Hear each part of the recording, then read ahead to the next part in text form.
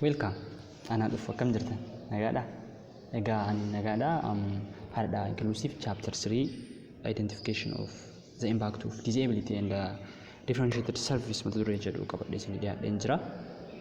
Akka jaallattan abdiin qaba. Kanaafuu video kana like gochuudhaan eegala. Warroonni qeeqa yaada gaafii qabaatan comment naaf gochuu hin dagatina. Subscribe gochuun dirqama jechuudha. Akka like gootanii video kana jalqabdanii isiniin jedha. Okay, like gootanii jirtu jedheen abdii qaba. Egaa sadii tokko the impact of disability and vulnerability on daily life jechuun dhiibbaan qaama midhamummaa jireenya guyyaanii nama qaama midhamaa ta'e irratti qabu maal akka ta'e kan wajjin ilaallu ta'a. Fakkeenyaaf namootuma hawaasaa yookaan naannoo keenya keessatti argaman keessaa namoonni tokko warra qaama midhamaniif ilaalcha gadii kan qabu kan ammoo ilaalcha negatiivii ta'e kan qabus jira. Namoonni tokko immoo akkuma san ilaalcha positiiva ta'e just qaama midhamummaa isaanii osoo hin taane dandeettii isaanii irratti focus godhanii namoota qaama midhaman saniin warroonni jajjabeessanii jiru. Kanaafuyyuu feedbackiin yookaan responsiin negatiivii fi positiiv ta'e qaama midhamaa nama qaama midhamaa san irratti seensii garaagaraa qaba jechuudha. Namoonni negatiivili respond godhaniin yookaan ammoo ilaalcha negatiiva ta'e itti mul'isan warroonni qaama midhaman sun ammoo gadaantummaadhaan akka yaadan gochuu danda'a. Warroonni ammoo jajjabeessan namoonni qaama midhamoo ta'an sun hin dandeenya dandeettii jedhu yookaan yaada jedhu sammuu isaanii keessatti horachuu danda'u. Kanaafuu sababoonni baay'een ni jiru dhiibbaa guyyaanii yookaan jireenya qaama midhamummaa irratti wantoonni dhiibbaa fiduu danda'an keessaa jedhamee asii gadatti sababoonni beekamoo fi gurguddoo ta'an eeramanii jiru. Isaan kan wajjin ilaallu ta'a. Fakkeenyaaf nature of impairment kan jedhu jira. Nature of impairment jechuun amala qaama midhamummaa jechuudha. Just qaama midhamummaan suni adeemsa keessa yookaan guyyaa keessa dhufe moo ganamu mean it is postnatal or prenatal. Fakkeenyaaf maal jedhas biratti namni tokko qaama midhamummaa dhalootaanis qaama midhamaa ta'e dhalachuu danda'a yookaan ammoo hanqina qaamaa qabaatee dhalachuu danda'a yookaan ammoo adeemsa guyyaa keessa dhukkuboota garaagaraa ta'uu danda'a balaa garaagaraatiin balaa uumamaa namtolcheenis ta'uu danda'a qaama midhamaa ta'uu danda'a. Kanaafuu qaama midhamummaan adeemsa keessa yookaan ammoo guyyaa keessa namatti dhufu it is more likely to cause negative reactions than congenital impairment. Reaction yookaan ammoo just ilaalcha badaa'ii sammuu keessatti hammi nama uumuusaa olaanaadha jedhe ilaalcha negatiivaa. Hammi uumuusaa baay'ee olaanaadha. Impairmentiin adeemsa keessa yookaan guyyaan keessa acquired goonu jechuudha. Kanaafuu the acquired impairment requires more rehabilitation service than the congenital ones. Rehabilitation jechuun to bring someone or something back to a good condition. Meaning isaa jechuudha. Kana jechuun maalidha? Nama tokko nama qaama midhamaa ta'e tokko akka isa yeroo jalqaba qaama midhamummaan duraa sanitti akka dandamatu gargaaru jechuudha. Akka dandamatu gochuu jechuudha. Kanaafuu warroonni qaama midhamummaa jireenya keessatti yookaan balaa tasaatiin ta'uu danda'a sababoota biraatiin qaama midhamummaan irra gahee rehabilitation yookaan ammoo qarqaarsa moortee barbaadu warroota faana qaama midhamummaa faana ilaallatee caalaa. Sababni isaa ilaalchi negatiiva ta'e sammuu isaanii keessatti hammi uumamu olaanaa waan ta'eef jechuudha. Kanaafuu nature of impairmentiin illee jireenya guyyaanii warroota qaama midhamummaa qaban irratti dhiibbaa fiduu danda'an keessaa isa tokko jechuudha. Inni lammaffaan ammoo individuals personality yookaan ammoo just behavior nama sanii jechuudha. Ilaalcha nama sanii, beekumsa nama sanii, his thoughts, beliefs, his mind kan hunda dabalata. The individual personality can be typically positive or negative, dependent or independent, goal-oriented or laissez-faire.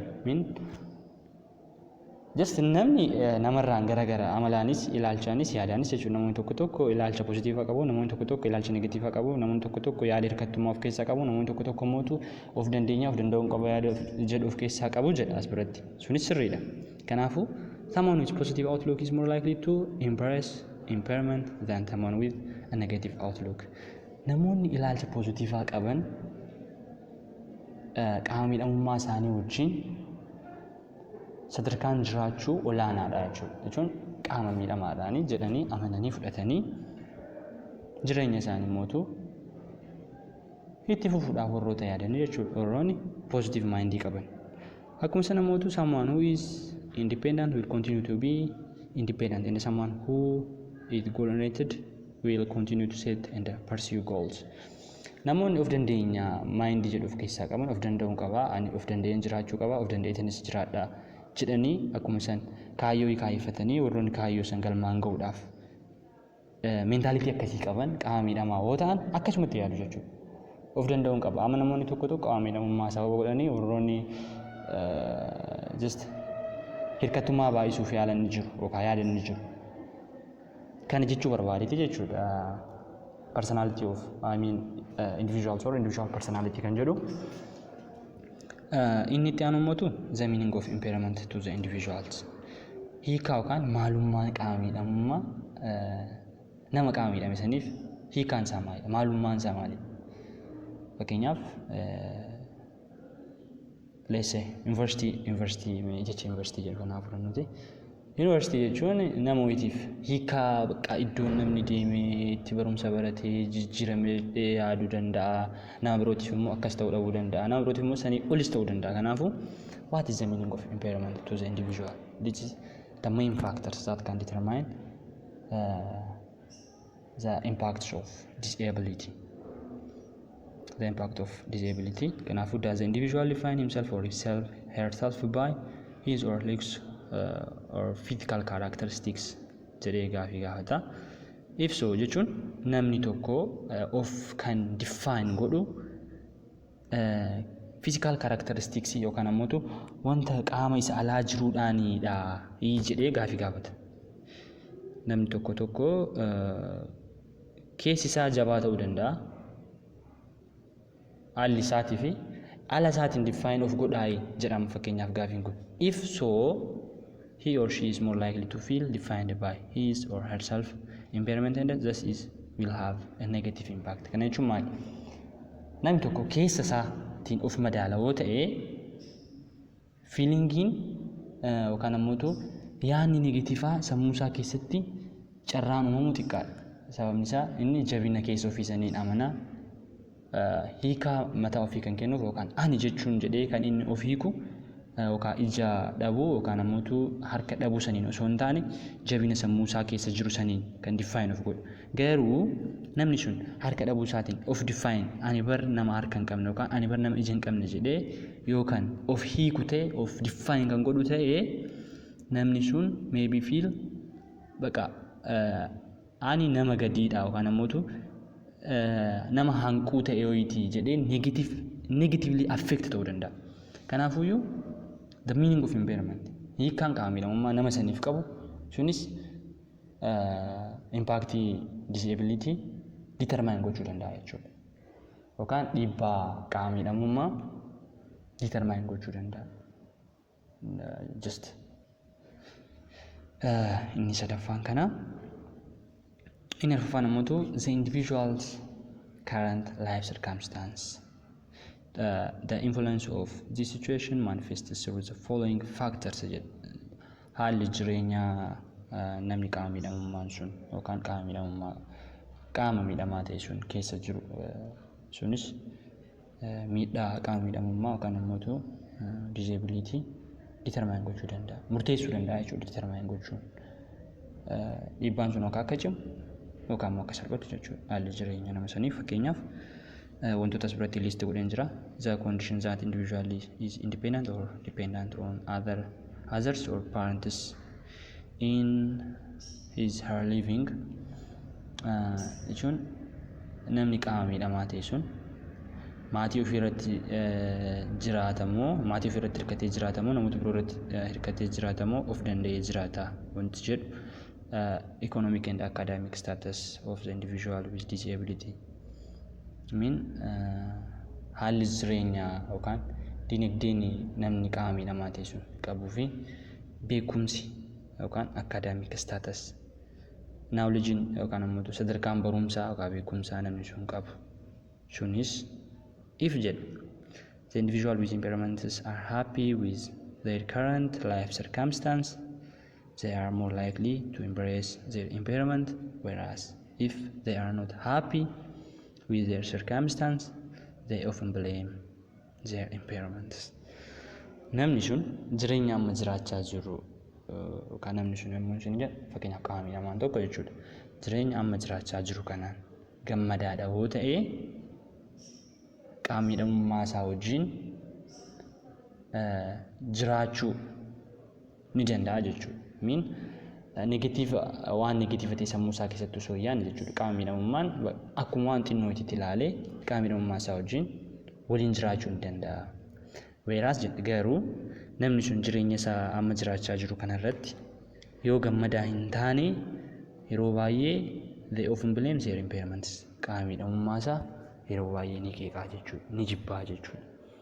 Qaama miidhamaa ta'uu isaatiin akka gadiitti yookaan ammoo nama gadaanaa ta'eetitti of ilaalaa jechuudha. Sababni inni itti aanu mootu sababni isa shanaffaan the individual support systems yookaan ammoo qarqaarsi namni dhuunfaa sun qabu jechuudha. Fakkeenyaaf the individual support from family, significant others, friends or social groups contribute to minimize the impact of impairment on their overall personality. Mean namni tokko qarqaarsa maatiirraa ta'uu danda'a, hiriyaarraa ta'uu danda'a, namoota yookaan hawaasa isaarraa ta'uu danda'a, argachuu danda'a. Qarqaarsi sun maybe in terms of money, yaadaanis ta'uu danda'a.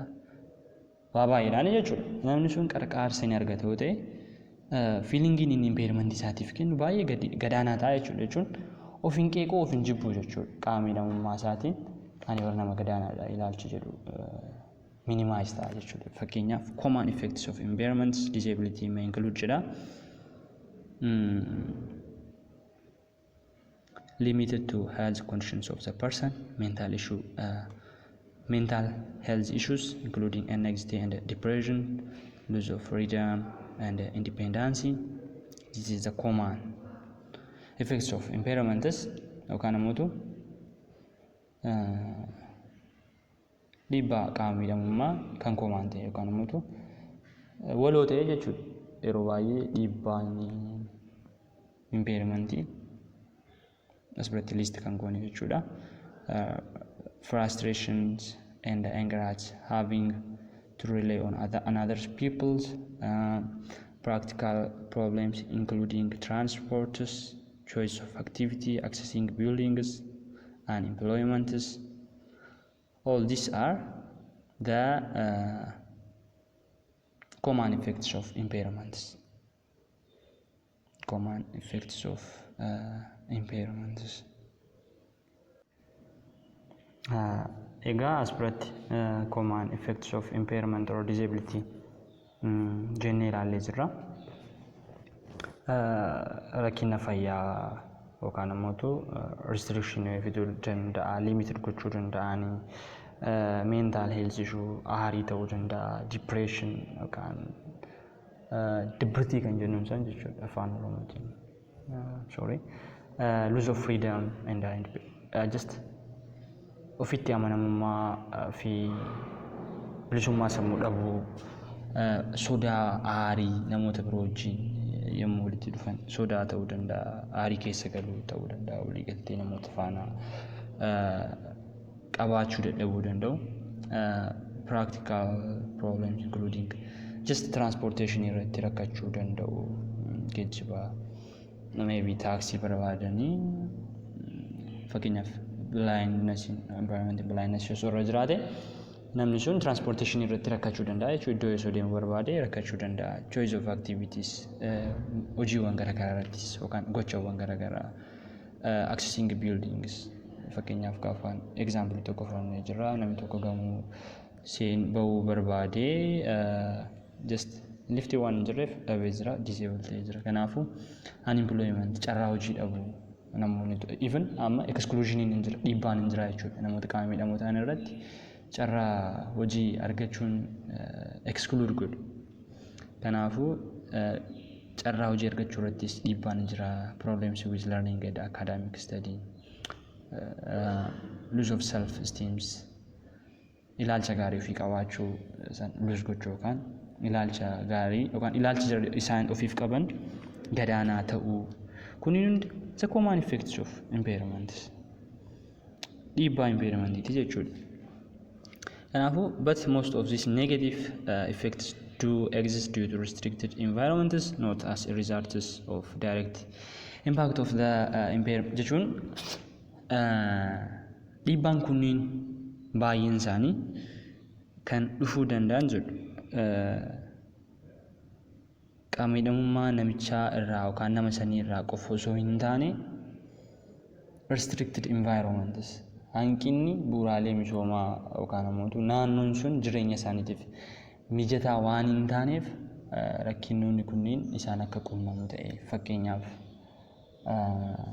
sustainable transportation hin jira osoo ta'e employment irratti fakkeenyaaf biiroolee garaagaraa kan dhuunfaas haa ta'u kan mootummaas haa ta'u fakkeenyaaf kootaan osoo jiraate jechuun nama 100 qacaroo ta'e nama 100 keessaa parsantiin 15 namoota qaama miidhamuudhaaf jedhee osoo kootaan ni jira ta'e qaawuroon qaama miidhamuu ta'an sunniin carraa hojii argachuu qabu jechuudha.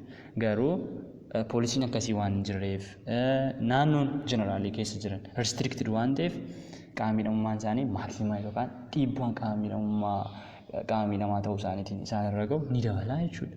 Persons with disability are diverse and heterogeneous. It is just obvious. Namoonni qaama midhamummaadhaan jiran baay'eedhasi garaagarasi qaama midhamummaa gosa baay'eetu jira. Namoonni qaama midhamummaa qabanis maybe daa'imman ta'uu danda'u, namoota gurguddaa ta'uu danda'u. Fakkeenyaaf maybe warra qaama midhamummaa miilaa ta'uu danda'a, paralyzations whatever, maybe they can use wheelchairs. Akkuma sana ammoo warroonni ijaan arguu yookaan ammoo blindness rakkina impairment blindness qaban jiraachuu danda'u yookaan deafness yookaan ammoo dandeettii gurraan dhaga'uu hin qabne jechuudha. Disability encompasses the child born with a congenital condition such as cerebral palsy or a young soldier who loses his leg to a landmine or middle-aged woman with severe artistic namoota daa'imman amma dhalatan irraa jalqabee haga young soldiers who loses his leg. Soldier means army jechuudha. Army waraana irratti miila isaa dhabee ta'uu danda'a. Kana hunda kan of keessatti hammatudha. Nama xiqqaarraa eegalee hanga nama guddaa jechuudha. Yaanni as biratti dubbachuu barbaade middle-aged woman with severe arthritis or the old person with dementia among many others jedha.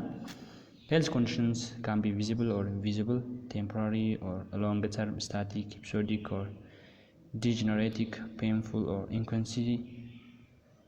inconsequential means haalli yookaan dhiibbaan fayyaa isaan qunnamu hanqina impairment isaaniin maybe rakkina mul'atu ta'uu danda'a yookaan rakkina hin mul'anne ta'uu danda'a. Means impairmentiin kind impairment maybe baratanii jirtu. Gosoota impairmentii yookaan ammoo qaama midhamummaa keessaa hidden impairment jennee ilaallee jirra. Kan hin mul'anne jechuudha. Mentaalii wajjin wal qabatan. Kanaafuu they are invisible. Arguu ni dandeenya. Garuu namni tokko ijaan hin agarre yoo ta'e it is visible. Rakkinni isaa mul'ata jechuudha. Akkuma sana ammoo yeroo gabaabaadhaafis impairment namarra turu jiraachuu danda'a.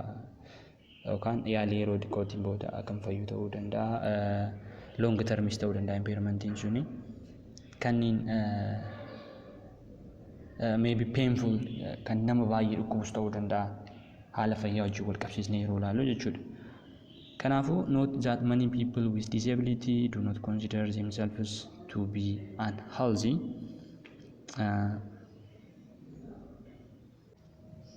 Therefore, persons with disability have diverse personal factors with differences in gender. Jechuun namoonni qaama midhamummaadhaan jiranii sababoota garaagaraa kan personal factor sababoota individual ta'e jechuudha. Maybe with difference in gender, garaagarummaa saalaa, urmii, just language, afaan jechuudha, socio-economic status, sexuality, ethnics or cultural heritage. Garaagarummaa yookaan immoo personal factor sababoota garaagaraa wanta garaagaraa isaan godhutu jira. Fakkeenyaaf namni tokko nama guddaa ta'etoo disability qabaachuu danda'a. Daa'ima ta'ee disability qabaachuu danda'a. Dhiira ta'ee yookaan immoo shamara ta'ee whatever. Kanaafuu woman with disability fakkeenyaaf shamarran yookaan immoo haawoliin mainly shamarran qaama midhamummaa qaban impactii yookaan immoo dhiibbaa lama gurguddoo kan ta'e irra ga'uu danda'a. Is combined disadvantaged associated with gender as well as disability and may be less likely to marry than non-disabled women. Kana jechuun why vulnerability maybe vulnerability keessatti mostly exposed vulnerable group jennee warra laallee keessaa women and children jennee jirra. Baay'ee exposed ta'u saaxilamummaan isaanii olaanaadha jechuudha shamarranii fi daa'imman. Kanaafuyyuu asirrattis shamarran qaama midhamummaa qaban saaxilamummaan isaanii dachaa ta'a. Even carraan abbaa manaa argachuu yookaan heerumuu isaanii shamarran birootiin addatti gadaanaa ta'uu danda'a. Maybe this is the disadvantages dha jechuudha. Kanaafuu shamarran dual exposed dha jechuudha. Yookaan immoo carraa lamaan saaxilamuu danda'u yoo qaama midhamummaan isaan irra jiraate. Kanaafuu people who experience mental health condition or intellectual impairments and severe or multiple impairment appear to be more disadvantaged in many settings than those who experience physical or sensory impairments. Namoonni qaama midhamummaa sammuu wajjin yookaan immoo dandeettii waa yaaduu yookaan xiinxaluu qaban namoota qaama midhamummaa harkaa yookaan miilaa ta'uu danda'a qaban caalaa warroota baay'ee saaxilamuudha jechuudha. Rakkinoota garaagaraatiif yookaan exclusionii garaagaraatiif qaamolee baay'ee yookaan immoo garee hawaasaa baay'ee midhamuu ta'anidha. The experiences multiple exclusions, kanaafuu kana consider gochuu qabdu jechuudha. Yookaan immoo point out gochuu qabdu. People who experience mental health condition or intellectual impairment and severe multiple impairment appear to be more disadvantaged in many settings than those who experience physical or sensory impairment jedha. Inni ittaanu inni jaaffaan sababoota gurguddoo dhiibbaa impairment determine gochuu danda'an keessaa economic factors and disability kan jedhudha. Sababoota gurguddoo duratti eeraa turre keessaa jechuudha. Qaama midhamummaa nama tokko jabeessuus laaffisuus danda'an keessaa inni kun economic factors yookaan immoo dinagdee wajjin kan wal qabatudha. There is clear evidence that people living with poverty are exposed to health problems that may cause impairment and disabling environment. Namoonni jireenya isaanii yookaan immoo harka qalleeyyii ta'an carraan rakkinoota garaagaraatiif saaxilamuu isaanii ni dabalaa jechuudha. They are exposed to health problems rakkina fayyaatiif saaxilamuu danda'u that may cause impairment and disabling environments. Kun immoo impairmentii uumuu danda'a. This is true even in advanced economies. The impact of absolute or relative economic deprivation on the onset of pathology cross-cuts conditions with radically different look. As biratti economic factors kan jenne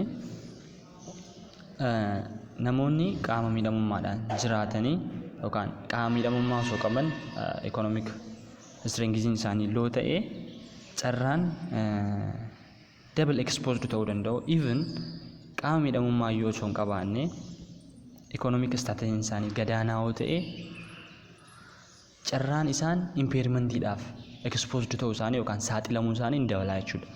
Fakkeenyaaf haati takka daa'ima argachuudhaaf garaadhaa qabdu yoo ta'e yookaan ulfaa jennu jireenyi ishii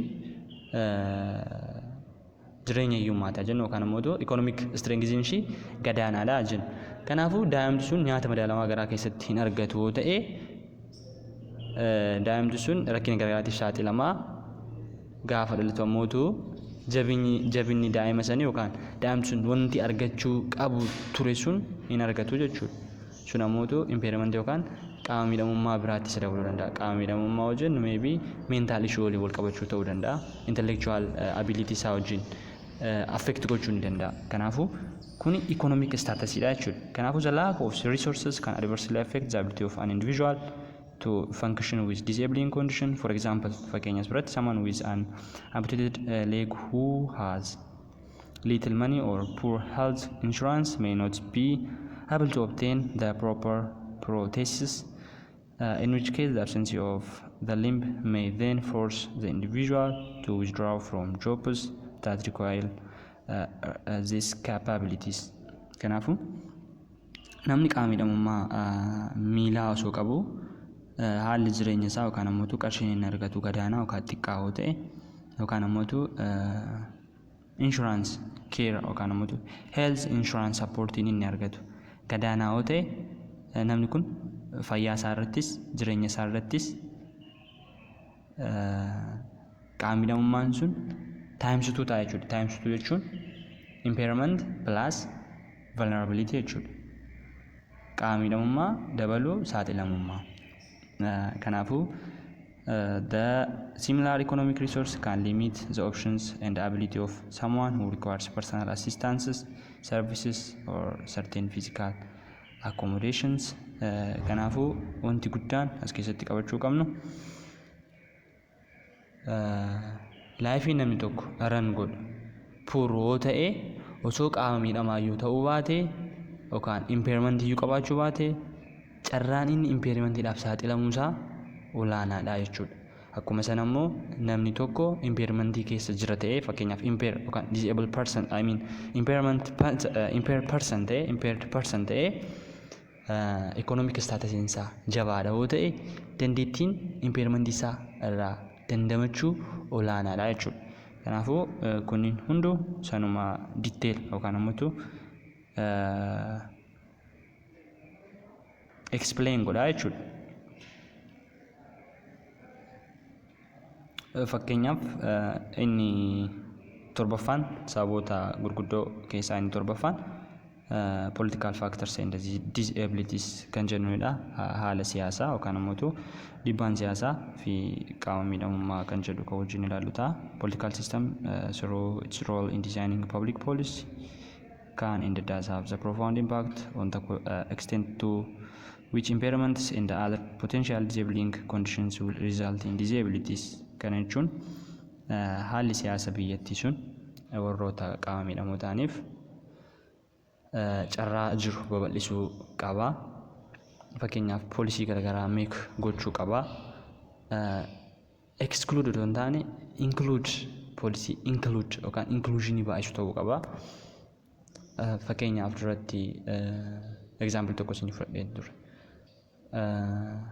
Kaampaaniin yookaan qaamni hojii baasu tokko yookaan announcement yookaan beeksisa hojii baasu tokko qaama midhamaadhaaf persentii haganaa carraa jedhu bifa poolisiitiin meek gochuu qaba.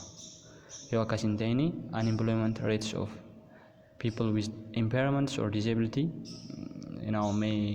can be increases.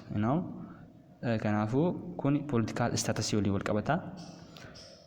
Fakkeenyaaf if the political system will enforce it is well enforced, it will profoundly improve the prospects of people with disabling conditions for achieving a much fuller participation in society. Haalli siyaasaa jiru namoota qaama miidhamoo ta'aniif mijataadha yookaan michuudha odoo ta'ee warroonni qaama miidhamummaa qaban hawaasa isaanii keessatti hirmaannaa qixa sirrii qabaachuu danda'u. In effect, reducing the font of disability in work and every other domain of human activity. Activity yookaan ammoo gochoota birootis ta'uu danda'a, hojii garaagaraa keessattis ta'uu danda'a. Poolisiin biyya sanii warroota qaama miidhamoo ta'an walitti include godhoote warroonni qaama miidhamoo participation isaanii maximize yookaan ni dabalaa jechuudha. Thus, the political goodwill of the government that manifests at policy and implementation level creates enabling environment for full and effective participations of people with disabilities in all aspects of life of the society by reducing the impacts of the impairments and forms of impairments. Jennee asirratti wajjin explain goona. Kana jechuun maalidha? Warri kana mootu the political society should protect the peoples with impairments. Mean gochi yookaan activitiin isaa warroota aangorra jiran ta'uu danda'a, qaamolee siyaasaa yookaan ammoo political society wajjin wal qabatu. Tattaaffiin yookaan hojiin isaanii sadarkaa poolisiitiin ta'uu qabaadha malee sadarkaa afaaniitiin ta'uu hin qabu. Sadarkaa poolisii yookaan ittiin bulmaataatiin namoota qaama miidhamoo ta'an hojiitti galchoo ta'e deeggarsa isaanii sadarkaa poolisiitiin isaan deeggarsa isaaniif godhamu sadarkaa poolisiitiin adeemoo ta'e jireenya yookaan ammoo participationiin namoota qaama miidhamoo ta'anii ni dabala. Haalli jireenya isaaniitis mijataa yookaan ammoo sophisticated ta'uu danda'a jechuudha. Kanaafuu political factorinis is a basic ta'e jechuudha in determining the impacts of the impairment or disability. If qarqaarsi political status biyyattii gadaanaa ta'e warroonni impairment yookaan ammoo disability dhaan jirani carraan rakkinaaf saaxilamuu isaanii ni dabala jechuudha. Inni itti aanu immoo psychological factors of disability kan jedhudha. The word psychology is not new for everyone because barannee jirra waan ta'eef fakkeenyaaf haala xiinsammuu nama saniitii fi yookaan hawaasa sanii yookaan garee birootii fi disability yookaan qaama miidhamummaa kan jedhu kan wajjin ilaallu ta'a. Sababni 8ffaan kana there are 5 constructs that may result in psychological influence on the psychological makeup of people with disability in reference to disabling conditions jedha. Sababoota gurguddoo kana mootu wantoota gurguddoo 5tu jiru. Psychologically warroon influence gochuu danda'an. Psychological jechuun haala xiinsammuu namoota qaama miidhamoo ta'an warroon affect yookaan ammoo influence dhiibbaa irra geessuu danda'an keessaa qaamoleen 5 wayii as biratti eeramanii jiru. Isaan keessaa inni jalqabaa social cognitive process kan jedhudha. Xiinsammuu yookaan haala cognitionii yookaan cognitive hawaasichaa kan jedhudha inni jalqabaa. From the 5 constructs, just cognition consists of thoughts, feelings, beliefs, and the ways of viewing the world. Mean jechi cognition jennu kuni yaada kan of keessatti hammateedha. Ilaalcha yookaan ammoo beliefs amantii yoo ta'uu danda'a. Akkuma sana ammoo xiinxala nuti wanta tokko ittiin understand goon fakkeenyaaf how we perceive or understand the world. This is all included under the terms cognitions. Kanaafuu 3 interrelated cognitive processes have been selected to illustrate the direct and interactive effects of cognition on disability.